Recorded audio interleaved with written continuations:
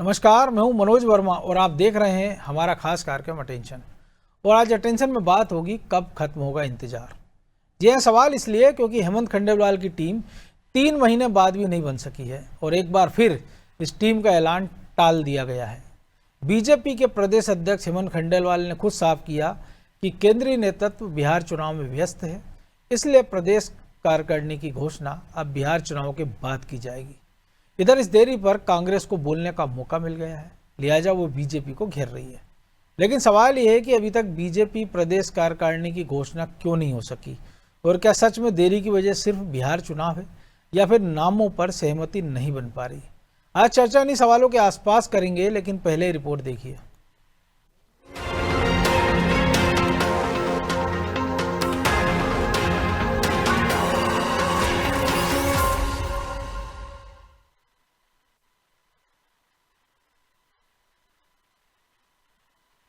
अभी और करना होगा इंतजार। बिहार चुनाव के बाद होगा हेमंत की टीम का ऐलान। बीजेपी की प्रदेश कार्यकारिणी यानी हेमंत खंडेलवाल की नई टीम के लिए इंतजार अभी और करना होगा। इसका खुलासा खुद बीजेपी प्रदेश अध्यक्ष हेमंत खंडेलवाल ने किया। खंडेलवाल ने साफ कर दिया है कि अभी केंद्रीय नेतृत्व बिहार चुनाव में व्यस्त है, इसलिए बिहार इलेक्शन के बाद टीम घोषित की जाएगी। जाहिर है कि खंडेलवाल को अध्यक्ष बने हुए 3 महीने से अधिक समय हो चुका है और उनकी कार्यकारिणी को लेकर कई दौर की चर्चा हो चुकी है। इस बीच बीजेपी की बची हुई जिला कार्यकारिणी भी आनी बाकी है। दूसरी ओर ये भी कहा जा रहा है कि कुछ आपत्ति के कारण ये लिस्ट रुक गई है। किसी की कोई आपत्ति नहीं। हमारा राष्ट्रीय नेतृत्व बिहार चुनाव में व्यस्त है, जैसे ही वो फ्री होंगे हो जाएगा।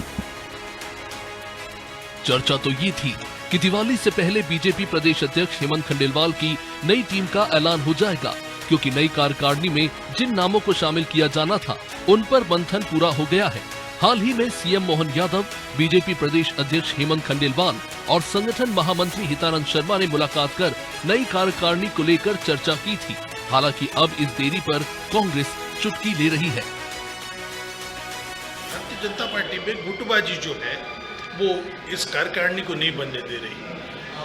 कितना प्रयास किया कि बीडी शर्मा पुनः अध्यक्ष बन जाए, लेकिन भारतीय जनता पार्टी की सरकार में सत्ता के सर्वोच्च शिखर पर बैठा व्यक्ति नहीं चाह रहा था कि बीडी शर्मा की दोबारा ताजपोशी हो। जिस तरीके से कांग्रेस के कार्यकर्ताओं को आपने अंदर लिया है, उनका समायोजन कहाँ करोगे? और कांग्रेस के कार्यकर्ताओं का समायोजन करोगे तो भारतीय जनता पार्टी का वो कार्यकर्ता जो दरी उठाता है, जो झंडे लगाता है, उसका क्या होगा? इस असमंजस में फंसी भारतीय जनता पार्टी में 50 गुट खड़े हो गए। जाहिर है कि जीतू पटवारी ने भी अपनी टीम बनाने में लंबा समय लिया था और बीजेपी ने इस बीच कई आरोप भी लगाए थे। लिहाजा बीजेपी में कार्यकारिणी को लेकर देर हो रही है तो वो भी निशाना साध रही है। लेकिन सवाल ये है कि जब नामों पर सहमति बन गई है तो बिहार चुनाव हो जाने का इंतजार क्यों किया जा रहा है? कहीं ऐसा तो नहीं कि अभी भी नामों को लेकर पेच फंसा है, इसलिए केंद्रीय नेतृत्व ने बिहार चुनाव के बाद इस मसले से निपटने की बात कही। खैर, वजह जो भी हो, फिलहाल हेमंत के साथ कई नेताओं को अभी और इंतजार करना होगा। ब्यूरो रिपोर्ट, अनादि टीवी।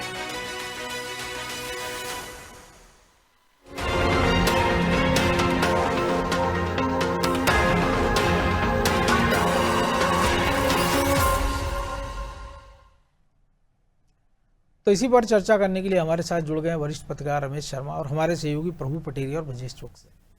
बहुत स्वागत है शर्मा जी आपका अनादि टीवी में। और हमको तो याद नहीं, लेकिन शायद आपको भी याद नहीं होगा कि पहले कभी बीजेपी की कार्यकारिणी में इतना वक्त लगा हो। और ये जो आला कमान संस्कृति पहले कांग्रेस में हावी थी, जिसको बीजेपी पानी पी पी कर कोसती थी, शायद उसका अनुसरण अब बीजेपी में होने लगा है कि बिहार के चुनाव से मध्य प्रदेश की कार्यकारिणी का क्या लेना देना है। लेकिन उसके बहाने से ही 3 महीने पहले निकल गए और 3 महीने पहले तक तो कोई चुनाव भी नहीं था जब भी कार्यकारिणी घोषित हो सकती थी। और ये इंतजार 1.5 साल से निगम मंडलों को लेकर हो रहा है। और बिहार चुनाव के बाद कार्यकारिणी घोषित होने का सीधा मंडल है कि दिल्ली वाले जो नाम पे मोहर लगाएंगे उसको यहाँ आगे बढ़ा दिया जाएगा, यानी प्रदेश अध्यक्ष का अपना कोई वजूद नहीं है। देखिए, इसमें तो कोई शक नहीं कि भाजपा की इस बार की जो कार्यकारिणी है वो कहीं ना कहीं भाजपा की अपनी परंपरा के अनुसार लेट नहीं है। आमतौर पर ये जरूरत से ज्यादा इसमें लेट हो रही है। और स्वाभाविक है, चूंकि अब लेट हो रही है तो उसको उन्होंने जो बहाना लिया है वो बिहार चुनाव का बहाना लिया है। अगर हेमंत खंडेलवाल जी को देखें तो वो कार्यकर्ता बहुत अच्छे हैं, संगठक भी बहुत अच्छे हैं, लेकिन निर्णायक और नेतृत्व की क्षमता उनमें कैसी है ये आने वाला समय बताएगा। मुझे जो लग रहा है कि जो खबरें आ रही थी आपके पास, तो बल्कि आप चूंकि सक्रिय हैं तो मुझसे ज्यादा खबरें होंगी कि नाम लगभग फाइनल नाम उसमें हो गए हैं, पदाधिकारी के भी लगभग फाइनल हो गए हैं कि कौन कोषाध्यक्ष होगा, कौन महामंत्री होगा और संगठन महामंत्री कौन होगा, लगभग ये सब तय है। ऐसी खबरें सारी आ रही थी। जो उसके बाद भी अगर ये लेट हो रहा है तो इसमें कोई पेच जरूर होगा, और वो जो मुझे अनुमान से लग रहा है कि दो में से कोई एक पेच हो सकता है। एक तो चूंकि उन्होंने ये घोषणा की थी कि एक व्यक्ति और एक पद रहेगा, बहुत संभव है कि सांसद, विधायक या मंत्री या कुछ और पदाधिकारी हो, उसका कोई एडजस्टमेंट हो। या दूसरा, बीच में बड़ा विवाद भाजपा के भीतर चला था, परिवार की परंपरा, उसमें उन्होंने 3 जिला इकाइयों के कुछ पदाधिकारी बदले भी हैं। तो मुझे लग रहा है कि ऐसी कुछ छोटी मोटी कोई बात है जिसके कारण ये कार्यकारिणी रुकी हुई है, जिसके लिए प्रदेश संगठन उसका निर्णय नहीं ले पाया और उसको फिर हाईकमान पर टाल दिया।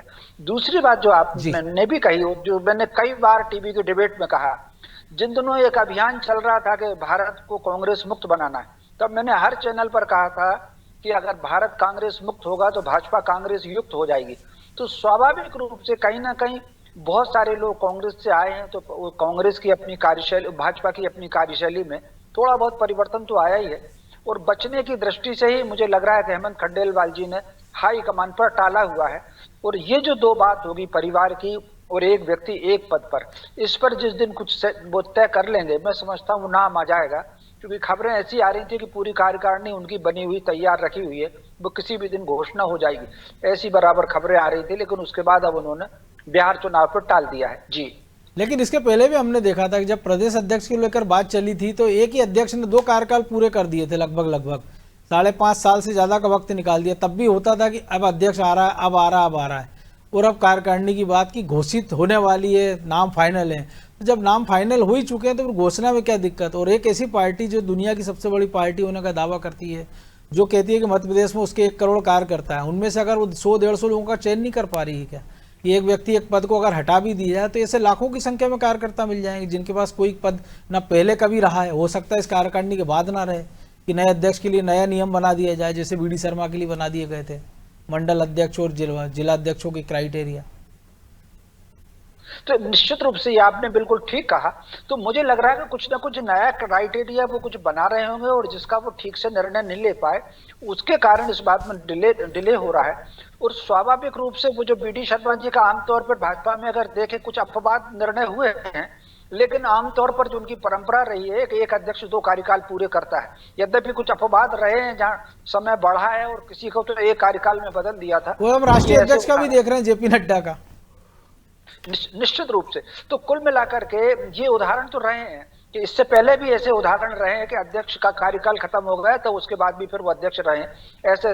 तो कुल मिलाकर के जैसे कैलाश जोशी जी का भी उदाहरण था, कुशाभाऊ ठाकरे जी का भी उदाहरण रहा है, तो कोई उसमें कोई खास बात नहीं है। और बीच में बदले भी गए हैं, एक कार्यकाल में भी अध्यक्ष बदला गया, जैसे प्रभात झा को एक कार्यकाल में बदल दिया था। तो कुल मिलाकर के वो तो ठीक है। तो लेकिन कार्यकारिणी की घोषणा होना, वाकई इसमें 3 महीने से ज्यादा समय होना, और फिर अब बिहार चुनाव का इसका मतलब 1 आध महीने और मामला टलने की उम्मीद लग रही है। ये अपने आप में एक नया है। अब उसके भीतर क्या है, अब ये तो फिर आने वाला समय बताएगा। जी प्रभु जी, आप इसको कैसे देखते हैं? क्योंकि कांग्रेस को लेकर तमाम सारे सवाल उठते रहे थे। ये बीजेपी उठाती थी कि 9 महीने हो गए, जीतू पटवारी कार्यकारिणी घोषित नहीं कर पा रहा। अब तो हेमंत खंडेलवाल को केवल अपनी कार्यकारिणी घोषित करना है। 3 महीने का वक्त हो गया। और पहला जब उन्होंने भाषण दिया था अध्यक्ष, तब उन्होंने कहा था पार्टी लाइन से दाएं बाएं जो चलेगा उसको देख लेंगे।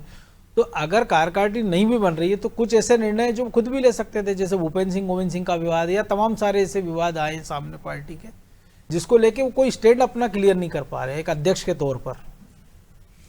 देखिए मनोज जी, अभी जो रमेश शर्मा जी ने कहा कि जो है, उन्होंने पहले ही कहा था कि कांग्रेस के लोग आएंगे तो भारतीय जनता पार्टी कांग्रेस युक्त हो जाएगी।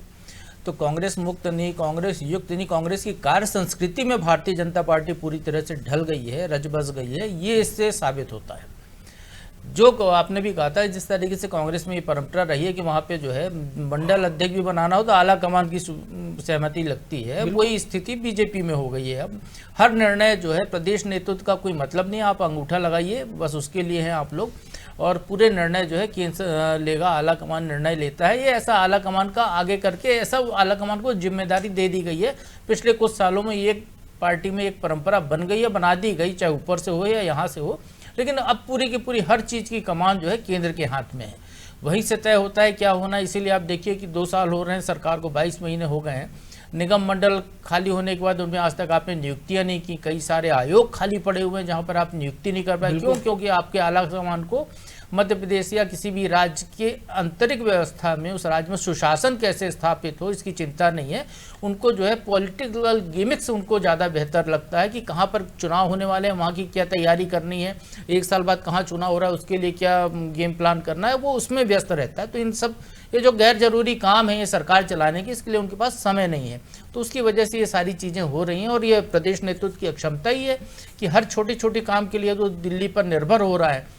पहले होता ये था कि सहमति ली जाती थी, आप सूची बैठकर यहाँ पर फाइनल कर लेते थे, आला कमान को सूची भेज दी जाती थी कि सब ये है, इस पर पूरी आम सहमति हो गई सबकी, वहाँ से हरी झंडी मिल जाती थी कि ठीक है आप कर लीजिए।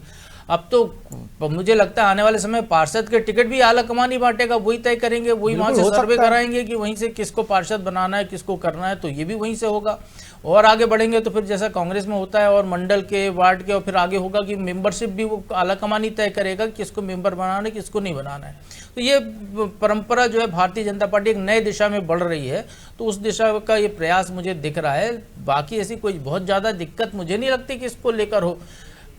हेमंत खंडेलवाल को यदि आपने अध्यक्ष बनाया है तो स्वाभाविक तौर पर हेमंत खंडेलवाल को अपनी टीम के साथ पार्टी का बेहतर काम करना है, तो टीम उनके हिसाब से होनी चाहिए जो उनका समन्वय कर सके, उनकी बात सुने।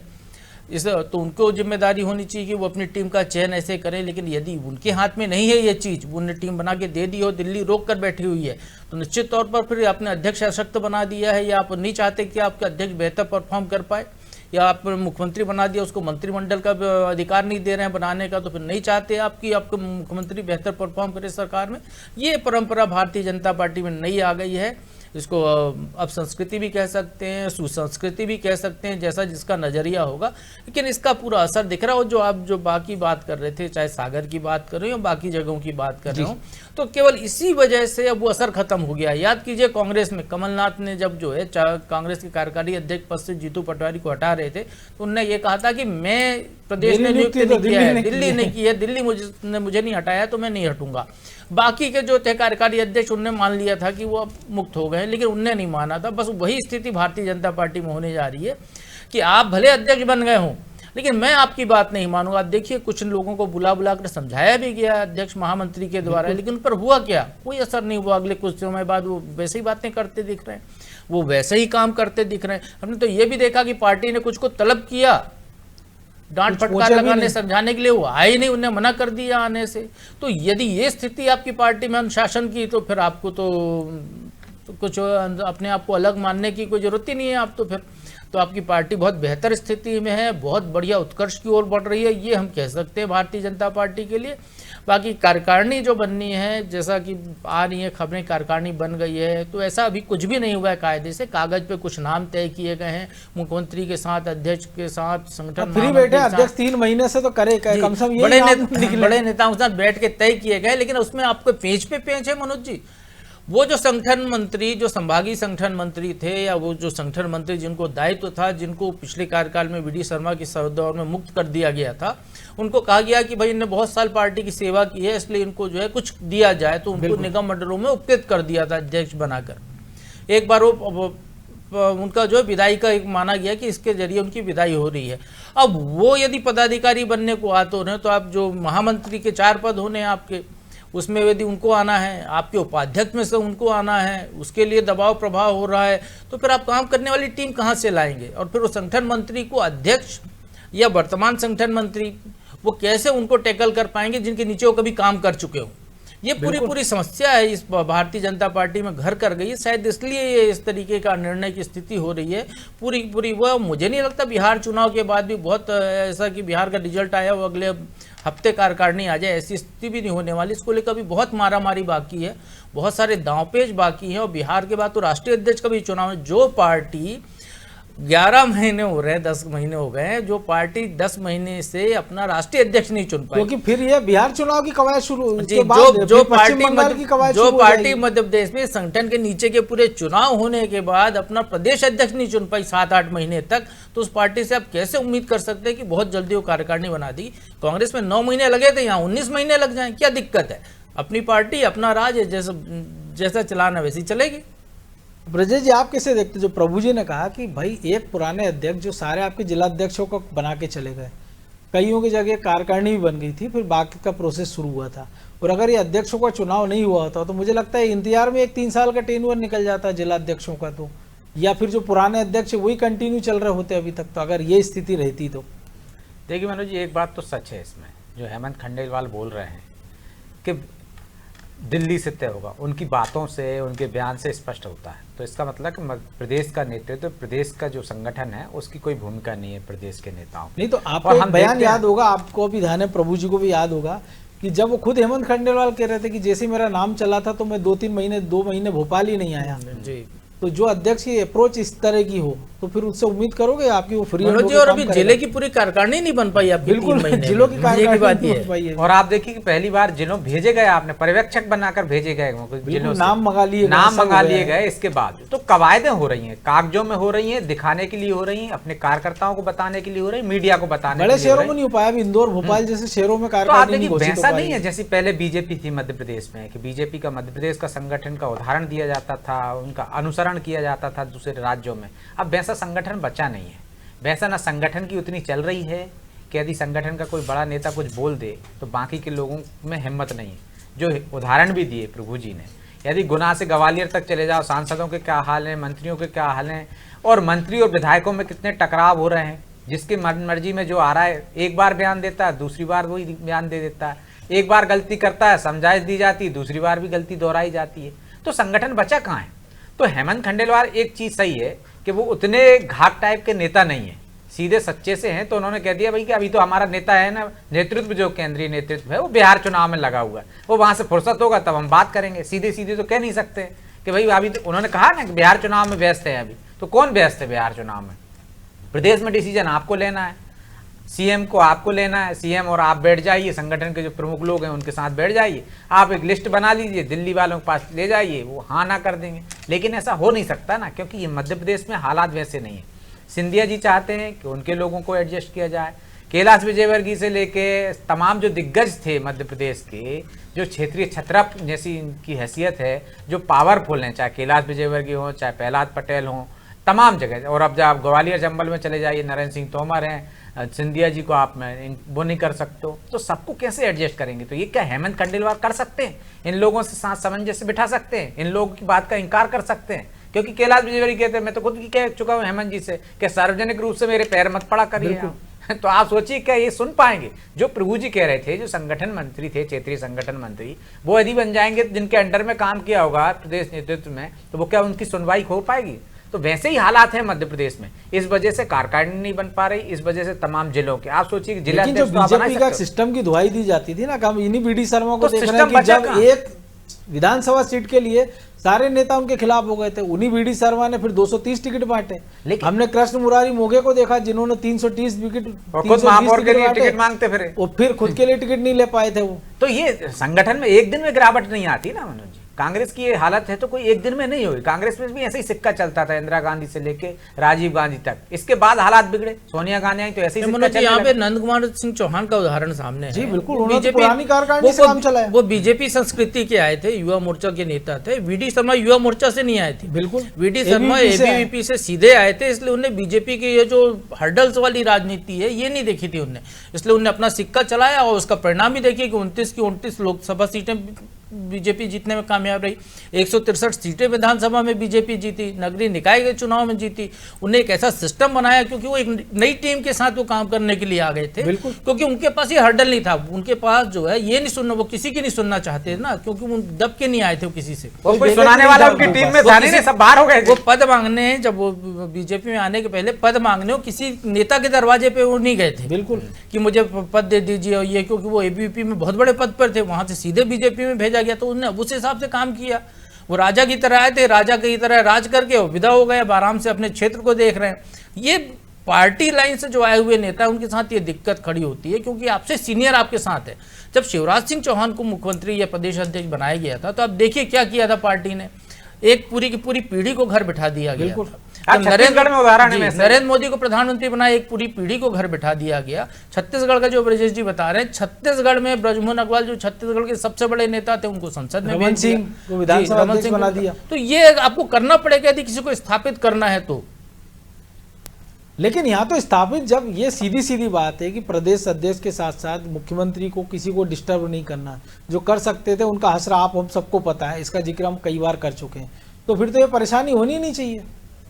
लेकिन अब गुब्बारा फटने वाला है ना मनोज जी, आप कब तक दबाओगे, कब तक किसी के साथ खिलवाड़ करोगे? आप जो नेता हैं, जो अपने संघर्ष से आए हैं, जो 10-10, 5-5 विधायक जिता कर लाए, जिनको जहाँ चाह आप खड़ा कर देते हो वो जीत कर आ जाते हैं, तो क्या आप उनको ऐसे ही दबाते रहोगे? तो अब वो परिस्थितियां बची नहीं, जो आला कमान भी समझ रहा है कि यहाँ पे वो गुब्बारे वैसा हो गया है, फूट सकता है कभी भी, तो वो फूटे ना, इसलिए दिल्ली के माथे पे ठीकरा फोड़ना चाहते हैं। प्रदेश अध्यक्ष नहीं कर सकते हैं ना वो काम, तो आप कहा कि दिल्ली करेगी, तो दिल्ली तय करेगी, तो बाकी के लोग तब संतुष्ट रहेंगे, तब बैठे रहेंगे, शांत रहेंगे। यदि प्रदेश नेतृत्व भी कर सकता तो यहाँ पे सिर्फ ट्रम्पल हो जाएगी। अब जो हम कांग्रेस में देखते हैं, कांग्रेस के बाहर जूतम पैजार हो जाती है, नारेबाजी हो जाती है, झगड़े हो जाते हैं। यदि आप सोच रहे हो कि प्रदेश नेतृत्व को ये तमाम अधिकार दे दिए, दिल्ली ने छूट दे दी कि आप बना लीजिए, तो वो क्या सबको साथ ले पाएंगे, साथ पाएंगे, या वो अपने अपने लोगों को एडजस्ट करेंगे? तो वैसे ही हालात हो जाएंगे जैसे कांग्रेस में होते हैं। तो इसलिए दिल्ली के नाम से, इसी कारण से हम जिलाध्यक्षों के चयन की बात आई थी, क्यों भेजे थे आपने पर्यवेक्षक?